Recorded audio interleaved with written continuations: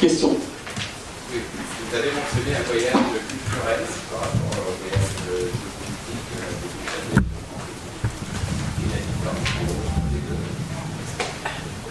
Et quelle est la différence? Ce voyage focalise sur l'aspect géopolitique. C'est-à-dire que, un voyage culturel fait la part belle, plus à l'histoire, à l'archéologie. Quand je suis à Masada, par exemple, dans ce voyage géopolitique, à Masada, je vois bien sûr le côté historique, archéologique, mais je vais focaliser plus sur l'aspect, par exemple, symbole de Masada dans la société israélienne, dans l'histoire israélienne. Dans un voyage culturel, je focalise plus sur l'aspect spirituel, par exemple, qui est important dans un voyage en Israël.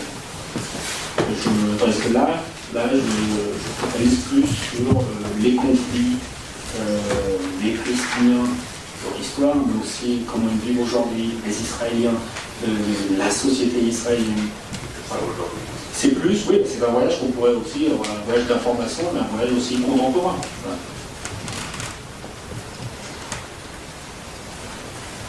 Il y a quand même la visite des sites, aussi. Ah oui, oui, bien et sûr. en parallèle avec la Bien sûr, bien sûr. Quand nous sommes au lac de Tibériade, par exemple, on va s'arrêter à Capharnaüm. Capharnaüm, c'est le ministère du Christ. C'est l'église de l'application des pains et des poissons, c'est l'église des béatitudes. Donc bien sûr, là je suis un peu un voyage spirituel et historique, bien sûr. Ouais. Quand nous sommes sur le plateau du Golan, on visite le château de Nimrod, bien sûr, j'explique le château, son histoire, par qui il a été construit. Et après, bien sûr, je reviens sur le côté géopolitique, parce qu'il est situé dans une région qui est à la frontière nord d'Israël, qui regarde sur le Liban. Donc, voilà.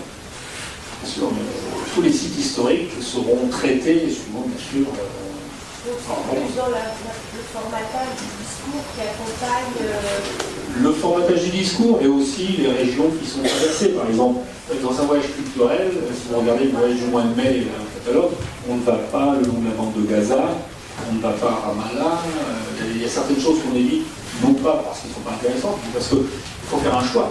Alors, ici, par exemple, un voyage géopolitique, je me suis dit qu'il faut voir les frontières. On ne peut pas faire un voyage politique et ne pas aller le long de la bande de Gaza. On ne peut pas non plus éviter le plateau.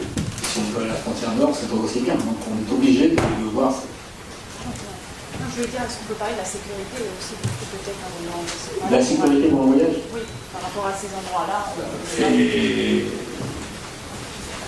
Tous les gens qui visitent Israël, tous ceux qui vont visiter, les explorateurs qui visitent Israël, en général, quand on revient, on est toujours surpris du climat justement de sécurité qu'on a. Et là, il y en a qui le connaissent, qui vont visiter Israël avec moi. Tous les gens sont surpris justement du climat de sécurité que l'on rencontre durant ce voyage. Ceux qui sont promenés avec moi à 1h du matin dans la vieille ville de Jérusalem l'ont fait en toute sécurité. Et la plupart des gens qui visitent Israël sont toujours surpris quand ils reviennent justement de ce climat de sécurité qu'ils ont connu et qu'ils ont vu en Israël. Alors, les régions que nous on va traverser, de toute façon, premièrement, je n'ai jamais dans une région où je me dis je risque ma sécurité et votre sécurité.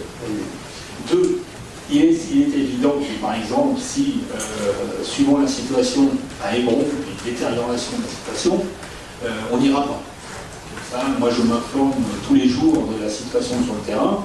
Si je sais 48 heures avant qu'à Hébron, il y a eu des échauffourées, c'est chaud, voilà, donc je ne vais pas mettre en danger notre sécurité. Voilà, donc mais ça, c'est des choses qui arrivent tout le temps en Israël. Très honnêtement, 9 fois sur 10, le programme est respecté. Même dans les territoires de Cisjordanie, où nous sommes allés, on y va toujours. De toute façon, si vous regardez bien Israël-Palestine, je vous défie de me trouver, disons, dans les 20 dernières années, des moments où les touristes ont été attaqués, ont été victimes de quoi que ce soit. Nous ne sommes pas en Égypte. Les Palestiniens, par exemple, dans le mouvement militant palestinien, ont toujours bien fait attention de ne jamais toucher aux touristes. Il y a une grande différence. C'est différent d'Égypte, c'est différent d'autres pays arabes où malheureusement les touristes ont été victimes. Moi, je suis allé en Israël en 2 ans. L'année où les 200 ans ont marché avec Israël,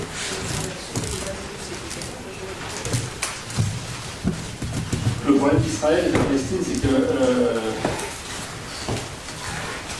beaucoup d'Israéliens, Palestiniens vous diront qu'il y a une mauvaise information, ou une désinformation, une très mauvaise information qui est faite vis-à-vis de ce pays. Et c'est malheureux, mais c'est comme ça. Il y a les 45 secondes de reportage que vous allez voir ce soir sur une chaîne de télévision, vous aurez l'impression que c'est partout comme ça. Alors que c'est comme les attentats de Paris, exactement. Donc il faut, encore une fois, je pense que, il faut faire confiance à ceux qui organisent un voyage, qui, bien sûr, ne sont jamais dans des difficultés au niveau sécuritaire.